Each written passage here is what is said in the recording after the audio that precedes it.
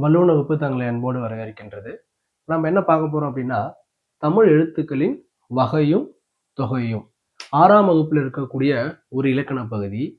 இந்த போட்டித் தேர்வுகளுக்கு படிக்கக்கூடியவங்க பார்த்தீங்கன்னா, ரொம்ப ரொம்ப முக்கியமான பாடத்திலிருந்து இருக்கக்கூடிய இந்த கேள்விகள் இதெல்லாம். இதுல இலக்கணம் எத்தனை வகைப்படும்? இலக்கணம் ஆ இலக்கணத்துடைய ஒரு ஒரு சொல்லை கொடுத்து அது எத்தனை மாத்திரை அளவு? குறிலுக்கு எத்தனை மாத்திரை? நெடிலுக்கு எத்தனை மாத்திரை?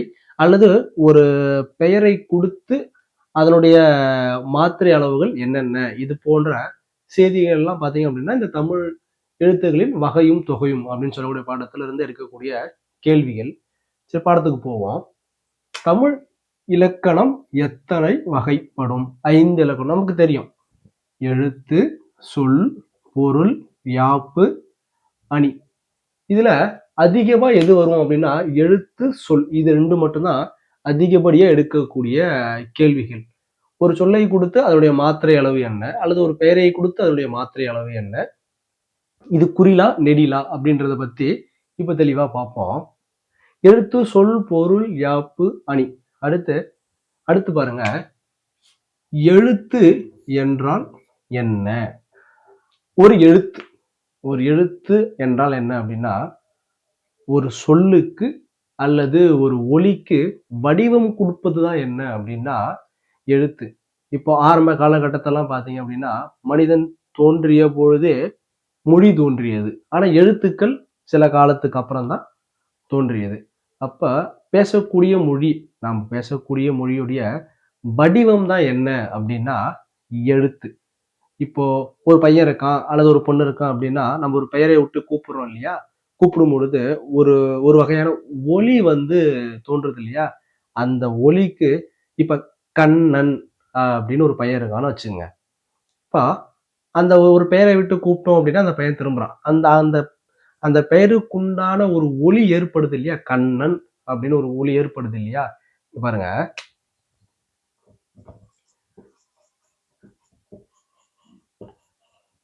கண்ணன் அப்படின்னு இப்ப நம்ம வாய் வார்த்தையா சொல்றோம் இல்லையா? ஆனா அந்த அந்த வார்த்தைக்கு ஒரு வடிவம் குடுக்குறோம் இங்க.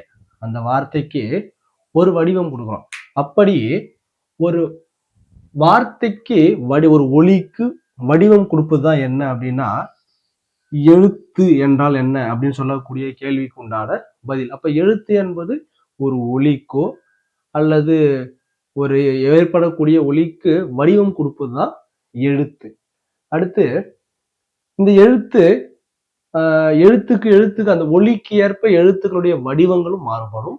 ஒலிக்கக்கூடிய கால அளவும் அப்படின்றதும் மாறுபடும். இங்க பாருங்க. குறில் 5, நெடில் 7. இது மாத்திரை அளவு. இது என்னது? மாத்திரை அளவு. மாத்திரைனா என்ன சார் அப்படின்னு கேட்டீங்கன்னா, கை நொடிக்கக்கூடிய கால அளவும் ஒரு கண் இமைக்கக்கூடிய கால அளவும் தான் பாத்தீங்க அப்படின்னா மாத்திரை. அப்ப குறில், நெடில். குறில் அப்படின்னா குறுகி ஒலிக்கக்கூடிய கால அளவு.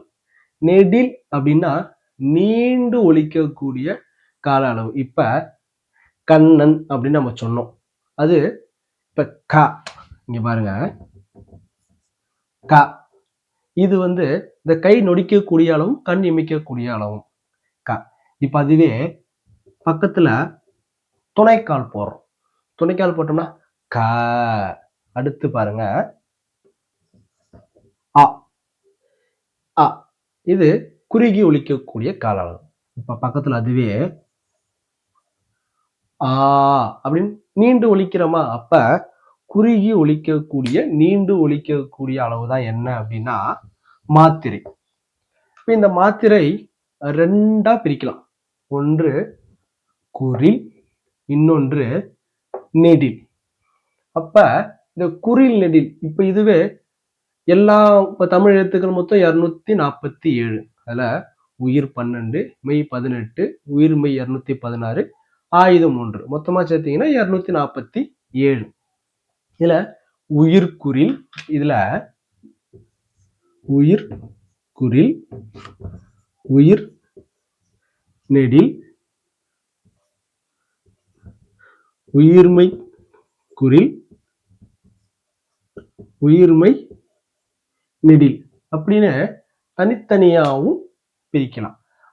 ஆயுதம் பாத்தீங்க, ஆயுதம் ஆயுதம் ஒரு எழுத்து. அப்ப மொத்தம் இது மாதிரி தனித்தனியாகவும் நம்ம என்ன பண்ணலாம் அப்படின்னா எழுத்துக்களை பிரிக்கலாம். இப்ப இது எல்லாத்துக்கும் உயிரெழுத்துக்கும் குறில் நெடில் உண்டு, உயிர்மை எழுத்துக்கும் குறில் நெடில் உண்டு.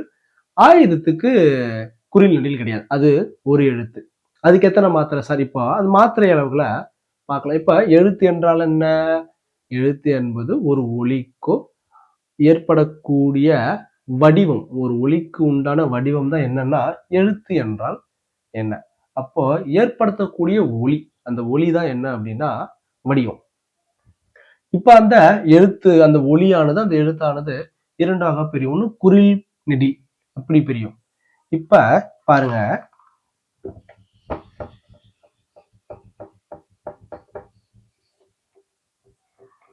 இப்ப இந்த மாத்திரை அளவு பார்க்க போறோம். குறில் நெடில்னு சொன்னோம் இல்லையா? குறிலுக்கு எத்தனை மாத்திரைங்க ஐயா அப்படின்னு கேட்டீங்கன்னா ஒரு மாத்திரை. நெடிலுக்கு 2 மாத்திரை. ஆயுதம் அரை மாத்திரை.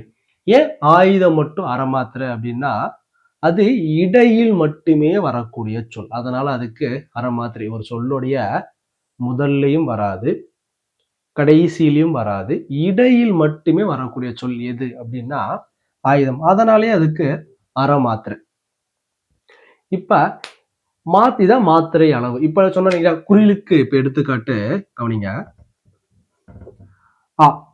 உயிர் குறில், உயிர் குறில். அடுத்து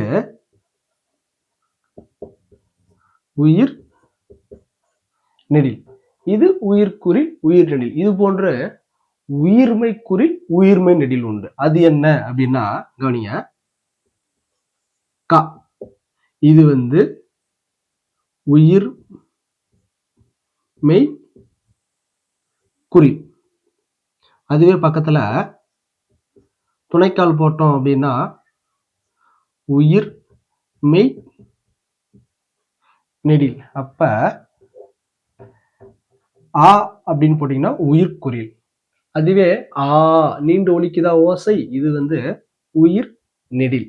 அடுத்து க உயிர்மை குறில், க உயிர்மை நெடில். இதுதான் பாத்தீங்க அப்படின்னா குறிலுடைய அடுத்த குறில் நெடிலுடைய அடுத்த வரிகள். இப்ப அடுத்து ஆயுதம். ஆயுதம் சொல்லிட்டோம், ஆயுதத்துக்கு எப்பொழுதும் அரை மாத்திரை தான். இப்ப ஒரு சொல்லை கொடுத்து அல்லது ஒரு ஒரு பெயரை கொடுத்தோ அல்லது ஏதோ ஒரு இடத்தின் பெயரை எதை ஒன்றுமானாலும் ஒன்றை கொடுத்து அதனுடைய மாத்திரை அளவுகளை கேட்பாங்க. எப்படி ஒவ்வொரு எழுத்துக்கும் என்ன மாத்திரை அப்படின்றத கூட்டி போடணும். நீங்க இப்ப இங்க பாருங்க, கபிலர் அப்படின்னு எழுதணுமா? நம்ம என்ன சொன்னோம்?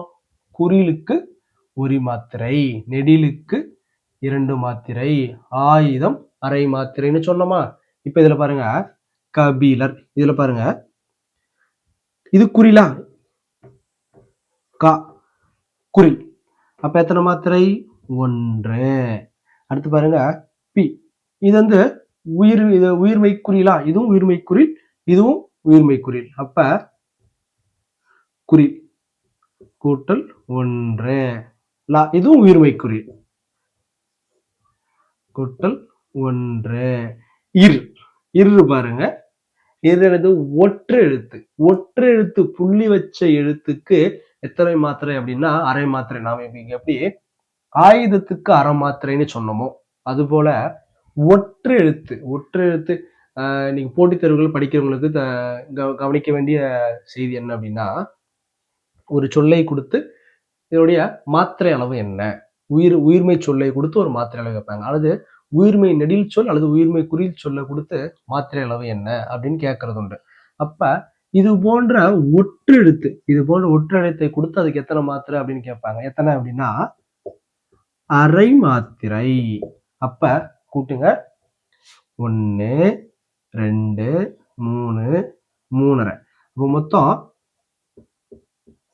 3.5 மாத்திரையாச்சா? அப்ப ரொம்ப ரொம்ப முக்கியமானது இந்த சொல். யாராவது ஒரு பேரை கொடுத்து என்ன பண்ணுவாங்க அப்படின்னா இது போன்ற மாத்திரைகளை பிரிக்க சொல்லுவாங்க. இப்ப நம்ம இன்னொரு பெயர் பார்ப்போம்.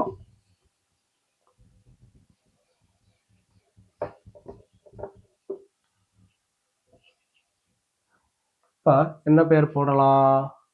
கவனிங்க. கண்ணன் ஃபர்ஸ்ட் சொன்னோம் இல்லையா, அந்த பேருக்கு என்னன்னு பாத்துருவோம். இங்க பாருங்க.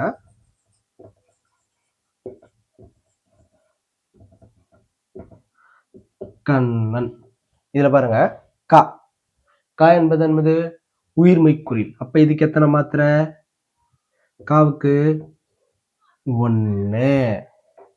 இன்னைக்கு நம்ம எத்தனை மாத்திரைன்னு சொன்னோம்? புள்ளி வச்ச எழுத்து. புள்ளி வச்ச எழுத்துன்னா ஒற்றெழுத்து. ஒற்றெழுத்துக்கு அரை மாத்திரை. அப்ப கூட்டல் அரை மாத்திரை. இங்க பாருங்க நாக்கு எத்தனை? உயிர்மெய் குறில். இதுக்கு 1 கூட்டல் 1. அப்ப அங்க பாருங்க. அடுத்து ஒற்றெழுத்து.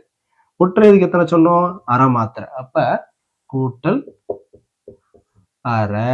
அப்ப கூட்டுங்க. 1 2. அரையும் சேர்த்தா 1. அப்ப எத்தனை? 1 2 அரையும் சேர்த்தா 1. 3 மாத்திரை. இப்படித்தான் ஒரு சொல்லுக்குண்டான மாத்திரைய பிரிக்க தெரிஞ்சுக்கணும்.